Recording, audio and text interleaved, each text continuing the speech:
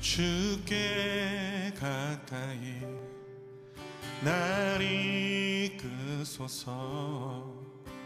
간절히 주님만을 원합니다. 채워주소서. 주의 사랑을 진정한 찬양 드릴 수 있도록 주께 가까이 날 이끄소서. 간절히 주님만을 원합니다. 채워주소서. 주의 사랑을 진정한 찬양 드릴 수 있도록. 목마른 나의 영혼 주를 부르니 나의 맘 만져 주소서. 주님만을 원합니다. 더 원합니다. 나의 맘 만져 주소서. 주께 가까이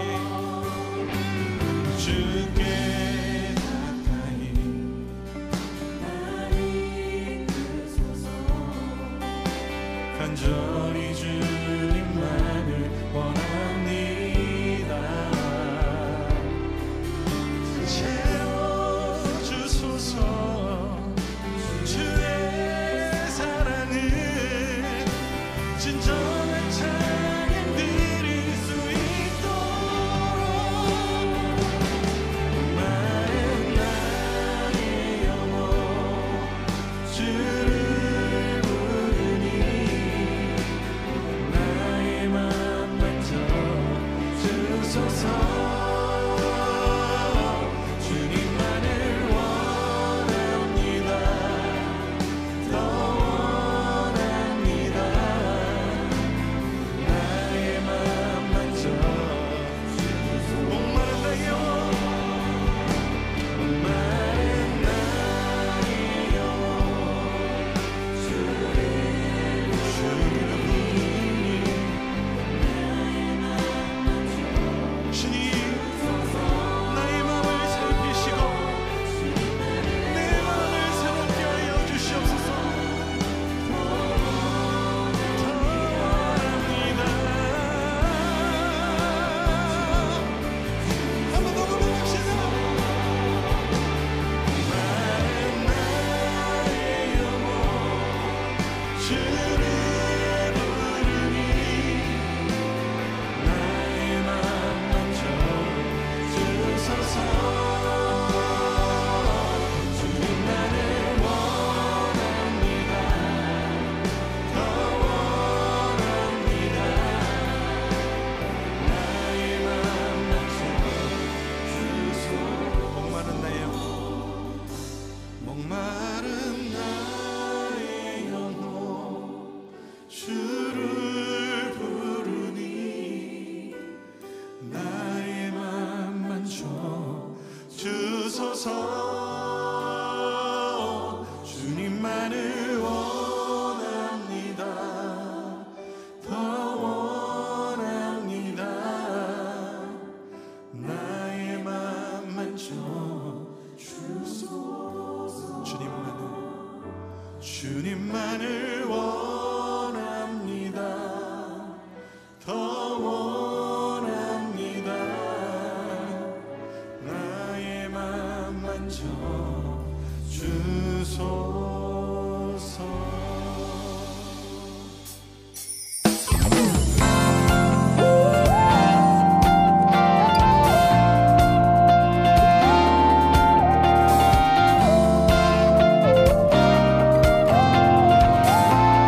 함께 고백하겠습니다. 어떤 말로도 모두 다 말할 수 없네. 내게 차고 넘치게 채워주시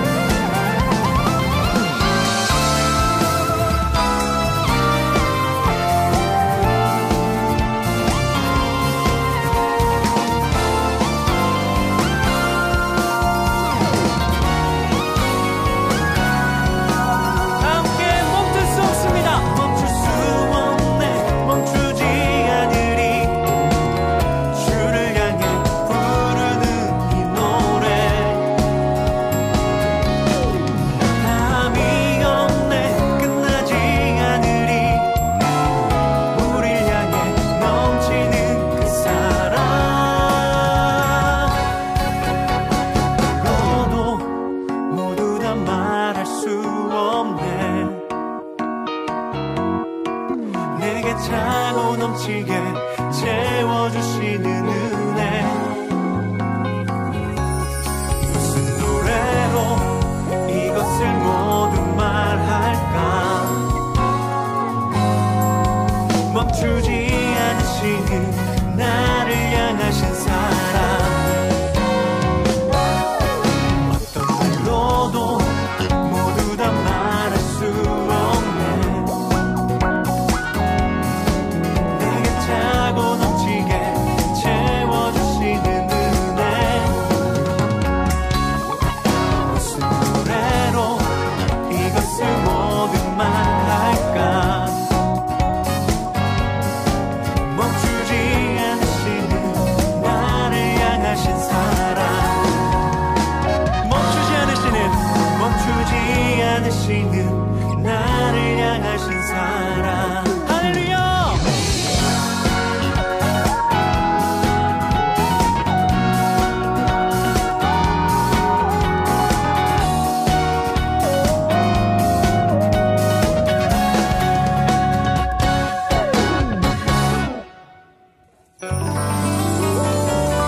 주 이름을 찬양합니다 할렐루야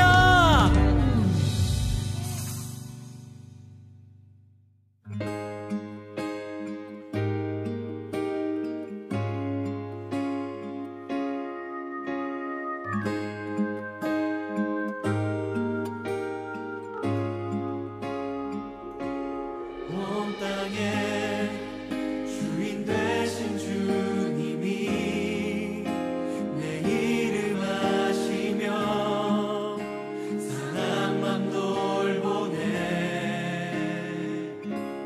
어둠을 밝히시는 새벽별 방황하는 내 맘 주의 길 비추시네 나로 인함이 아닌 주가 행하신 일로 나의 행함이 아닌 오직 주로 인하여 나는 오늘 피었다 지는 이름 없는 꽃과 같네 바다에 있는 파도 안개와 같지만 주는 나를 붙드시고 부르짖음 들으시며 날 귀하다 하시네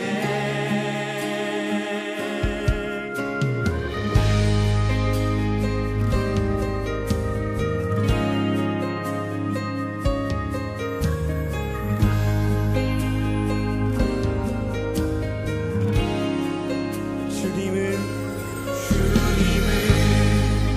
나의 죄를 보시고 사랑의 눈으로 날 일으키시네 바다를 잠잠하게 하시듯 내 영혼의 폭풍 고요케 하시네 나로 인함이 아닌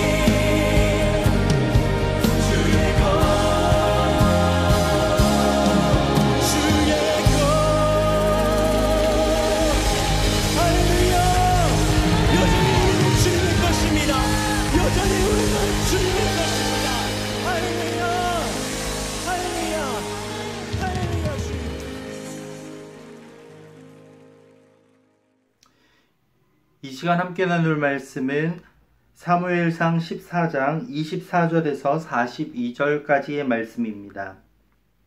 사무엘상 14장 24절에서 42절까지의 말씀은 구약성경 429면에 나옵니다.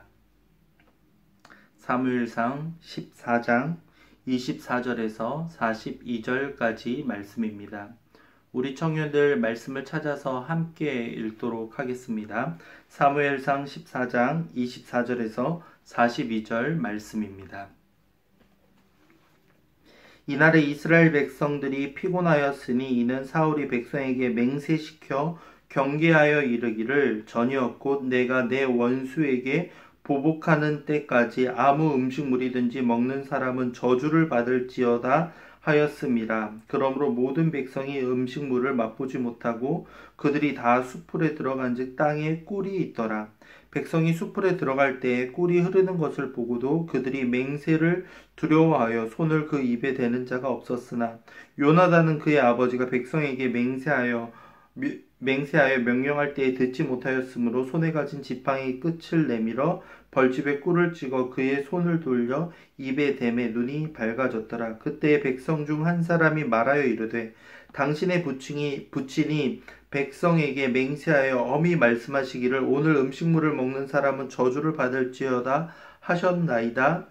그러므로 백성이 피곤하였나이다 하니 요나단이 이르되 내 아버지께서 이 땅을 곤란하게 하셨도다. 보라 내가 이 꿀 조금을 맛보고도 내 눈이 이렇게 밝아졌거늘 하물며 백성이 오늘 그 대적에게서 탈취하여 얻은 것을 임의로 먹었더라면 블레셋 사람을 사륙함이 더욱 많지 아니하였겠느냐. 그날의 백성이 mik바스에서부터 아얄론에 이르기까지 블레셋 사람들을 쳤으므로 그들이 심히 피곤한지라. 백성이 이에 탈취한 물건에 달려가서 양과 소와 송아지를 끌어다가 그것을 땅에서 잡아 핏째 먹었더니 무리가 사울에게 전하여 이르되 보소서 백성이 고기를 핏째 먹어 여호와께 범죄하였나이다. 사울이 이르되 너희가 믿음 없이 행하였도다. 이제 큰 돌을 내게로 굴려오라 하고 또 사울이 이르되 너희는 백성 중에 흩어져 다니며 그들에게 이르기를 사람은 각기 소와 양을 이리로 끌어다가 여기서 잡아먹되 핏째로 먹어 여호와께 범죄하지 말라 하라 하매 그 밤에 모든 백성이 각각 자기의 소를 끌어다가 거기에 잡으니라. 사울이 여호와를 위하여 제단을 쌓았으니 이는 그가 여호와를 위하여 처음 쌓은 제단이었더라. 사울이 이르되 우리가 밤에 블레셋 사람들을 추격하여 동틀 때까지 그들을 탈취하고 한 사람도 남기지 말자. 무리가 이르되 왕의 생각에 좋은 대로 하소서 할 때 제사장이 이르되 이리로 와서 하나님께로 나아가사이다 하매 사울이 하나님께 묻자오되 내가 블레셋 사람들을 추격하리이까 주께서 그들을 이스라엘의 손에 넘기셨겠나이까 하되 그날에 대답하지 아니하시는지라. 사울이 이르되 너희 군대의 지휘관들아 다 이리로 오라. 오늘 이 죄가 누구에게 있나 알아보자. 이스라엘을 구원하신 여호와께서 살아계심을 두고 맹세하노니 내 아들 요나단에게 있다 할지라도 반드시 죽으리라 하되 모든 백성 중 한 사람도 대답하지 아니하매 이에 그가 온 이스라엘에게 이르되 너희는 저쪽에 있으라 나와 내 아들 요나단은 이쪽에 있으리라. 백성이 사울에게 말하되 왕의 생각에 좋은 대로 하소서 하니라. 이에 사울이 이스라엘의 하나님 여호와께 아뢰되 원하건대 실상을 보이소서 하였더니 요나단과 사울이 뽑히고 백성은 면한지라. 사울이 이르되 나와 내 아들 요나단 사이에 뽑으라 하였더니 요나단이 뽑히니라. 아멘. 오늘 말씀을 통해서 리더가 피해야 될 함정이라는 제목으로 함께 말씀을 나누겠습니다. 오늘 말씀은 이제 사울이 블레셋 사람들과의 전쟁이 이어지는 가운데 그가 저지른 실수에 대한 이야기가 담겨 있습니다. 24절을 보면요. 사울이 이스라엘 백성들을 향하여서 다음과 같은 명령을 내립니다. 24절인데요. 이날에 이스라엘 백성이 피곤하였으니 이는 사울이 백성에게 맹세시켜 경계하여 이르기를 저녁 곧 내가 내 원수에게 보복하는 때까지 아무 음식물이든지 먹는 사람은 저주를 받을지어다 하였음이라. 그러므로 모든 백성이 음식물을 맛보지 못하고. 전쟁에서 가장 크게 승패를 좌우하는 것은 그 군량이라고 하죠. 식량이 떨어지냐 떨어지지 않느냐라고들 이야기를 합니다. 먹고 나서 힘을 내어 전쟁을 해야 되는데 음식을 먹지 않고 싸운다라고 하면 한계가 있기 때문이겠죠. 그런데 사울은 어쩌면 배수의 진을 치고 있는 거죠. 음식을 먹지 말고 끝까지 싸워서 이겨야 된다라는 무리수를 두었고, 그 무리수 전략의 끝에 뭐라고 이야기하냐면요. 원수를 보복하는, 즉 블레셋과 전쟁에서 보복하는 때까지 음식을 먹는 사람은 저주를 받을 것이다 라는 이야기를 하고 있습니다. 명령도 굉장히 부당한데, 부당한 상황인데 그 부당의 대가 역시도, 부당함의 끝 역시도 저주를 내리겠다, 왕의 저주를 받는다라고 생각을 하면 어떻게 군사들이 버틸 수가 있겠습니까? 그 개인에게는 너무나도 무거운 그러한 명령이었기 때문에 그 군사들은 두려워서 그 어떠한 것도 먹지 않고 왕의 명령에 두려워하고 있었습니다. 그런데 어찌된 일입니까? 27절을 보면요, 이 명령을 어기는 사람이 한 사람 등장을 합니다. 요나단은 그의 아버지가 백성에게 맹세하여 명령할 때에 듣지 못하였으므로 손에 가진 지팡이 끝을 내밀어 벌집에 꿀을 찍어 그의 손을 돌려 입에 대매 눈이 밝아졌더라. 자승자박이라는 말이 있죠.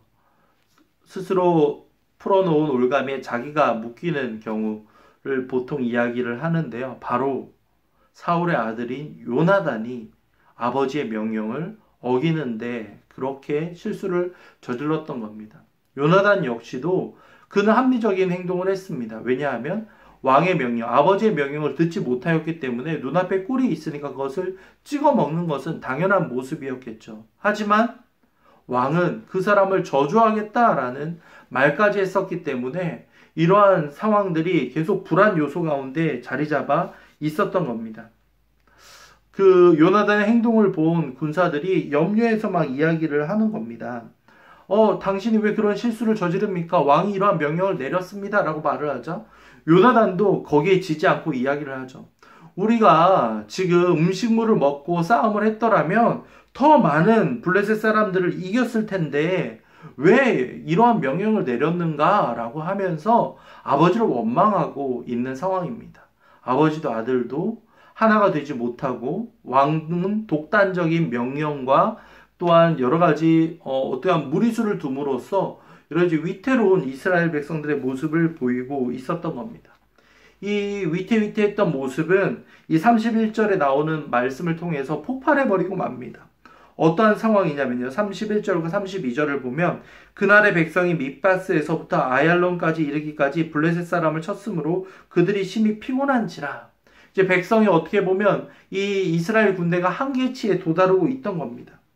그리고 32절에서 백성이 이에 탈취한 물건에 달려가서 양과 소와 송아지를 끌어다가 그것을 땅에서 잡아 핏째 먹었더라 라고 말하고 있습니다.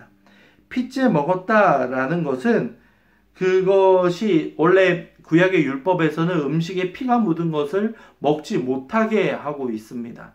그것을 다 불사르고 다 구별하고 피를 다 빼고 나서 제사를 드린 이후에 먹는 것이 율법이었는데 그들은 제사를 드리거나 그런 것보다 당장 자기 허기가 차기 때문에 여호와 앞에서까지 하나님이 정하신 율법까지도 지금 어기고 있는 상황에 이르렀습니다. 사울은 백성들, 자기가 이끄는 군대들을 이끌기 위해서 강한 군령을 발휘합니다. 그런데 그 군령을 어긴 사람이 등장하고 요나단이었죠.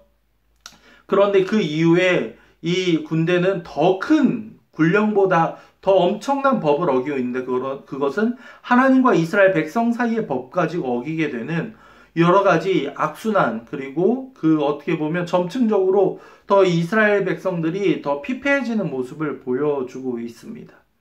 왕이 섣부른 명령을 내리자 그것을 어기는 사람이 아들로서 등장을 했고, 그리고 나아가 백성들까지도 하나님의 법을 어기는 지경에 이르고 있던 겁니다. 이러한 실수에 어떻게 보면 이 사울 왕은 최후의 회심의 카드를 딱 등장시킵니다. 그것은 바로 제비를 뽑아보자. 왜 우리가 지금 제사장들이 이후에 전쟁을 막고 하나님께서 응답을 하지 않자 사울 왕은 최후의 보루를 딱 한 겁니다. 제비를 뽑아서 누구 잘못인지를 한번 선택해보자. 사울은 그 사이에 아마 머릿속으로 생각했을 겁니다. 저렇게 많은 군인들이 있고 저렇게 많은 병사들이 있는데 그 중에 나나 내 아들 요나단이 뽑힐까? 이러한 생각을 하고 그렇게 제비를 뽑자고 했었던 거죠. 성경에서 제비 뽑기는 단순한 유행을 말하는 것이 아니었습니다. 거기에는 하나님의 분명한 뜻이 담겨 있었고 그런 의미로 성경에서는 계속 사용이 되는데요. 예를 들어 요나서에 나오는 장면이 있죠. 하나님께서 니느웨 백성들을 불쌍히 여겨서 요나 선지자를 그곳으로 보내는데 요나는 그 명령을 듣지 않고 다른 곳 다시스로 가는 배를 타게 되죠. 그런데 그 배에서 갑자기 풍랑이 일어나게 되고 제비뽑기를 하게 되는데 거기에서 역시 요나가 뽑힙니다. 그뿐만이 아니라 예수님의 12제자 가운데서 가룟 유다가 죽은 이후에 또 한 명의 제자를 뽑을 때에도 제비뽑기로 이루어지는 장면들을 우리는 만나볼 수 있어요. 그렇기 때문에 그 당시 성경에 기록되었던 그 당시의 제비뽑기는 하나님의 뜻이 거기에 담겨 있다라고 확신을 했었던 거죠. 그런데 사울 역시 그 하나님의 뜻을 헤아리지 못하고 거기에 무리수를 더하고 더해서 자기 아들 마지막에 2표가 남았는데 사울과 요나단이 남았었고 그 중에서도 요나단이 바로 죄를 범하고 있다라는 결론에 이르게 되었던 겁니다. 왕이라는 자리, 우리가 어떠한 한 사람, 두 사람을 이끌던지 어느 순간에는 우리가 리더의 역할을 감당할 때가 있습니다. 누군가를 이끌어가는 모두가 리더라고 할 수 있겠죠. 그런데 그 리더가 되었을 때 우리가 피해야 할 것은 바로 사울 왕처럼 무언가 맹신하여서 내뱉는 말들, 무리수를 두거나 하나님께 뜻을 구하지 않고 무례하게 무언가를 진행할 때 일어나는 일들에 대한 그러한 조심을 우리가 해야 된다는 겁니다.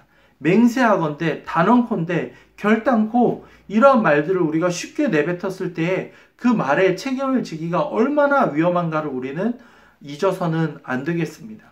사람은 누구나 실수할 수 있고 사람은 누구나 약점을 가지고 있는데 마치 나는 결단코 그러한 일을 하지 않겠다. 나는 절대 그러한 일이 없다라고 확신해서 이야기할 때 우리는 그 말을 종종 지키지 못하는 때가 얼마나 많은지 모릅니다. 정치인들이 내뱉는 공약이나 말들을 스스로 지키지 못하는 때, 또 자기는 그래도 잘 지켜왔다 하더라도 그 자녀들로 인하여서 자신이 내뱉었던 말이 무의미해지고 그 말이 어긋나져 버리는 순간들을 우리는 많이들 만나지 않습니까?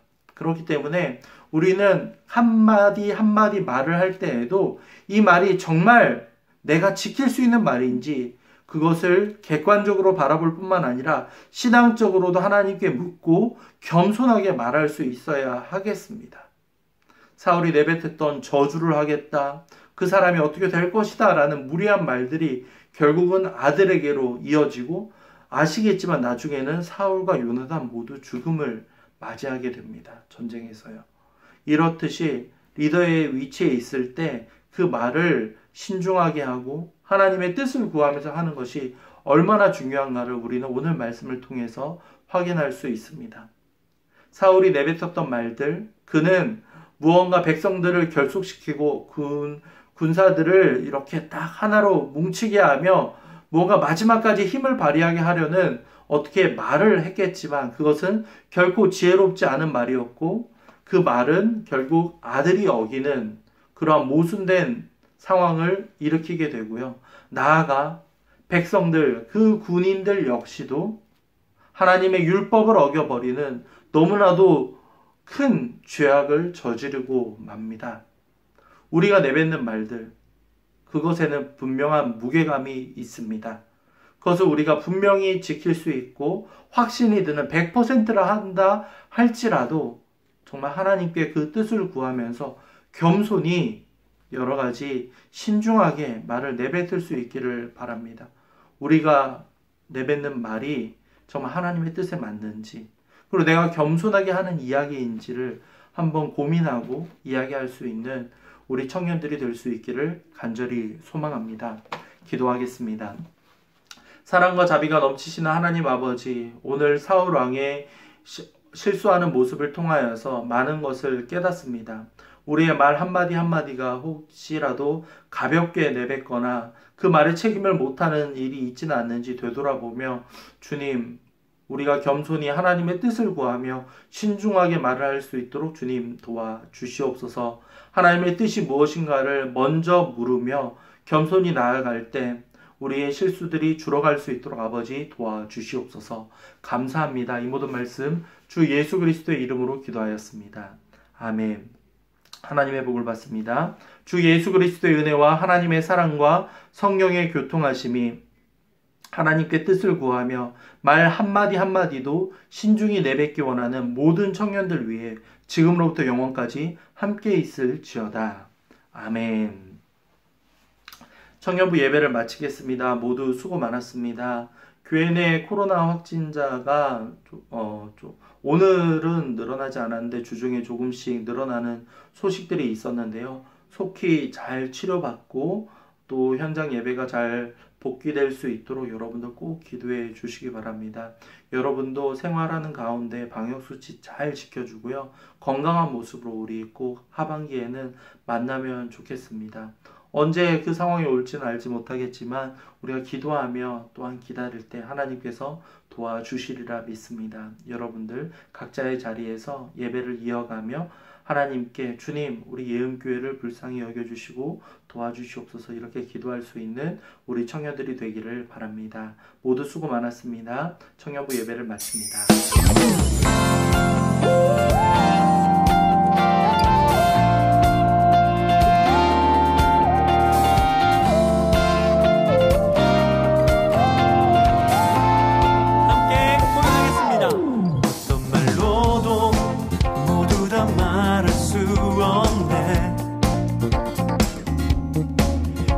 차고 넘치게 채워주시는 은혜 무슨 노래로 이것을 모두 말할까 멈추지 않으시는 나를 향하신 사랑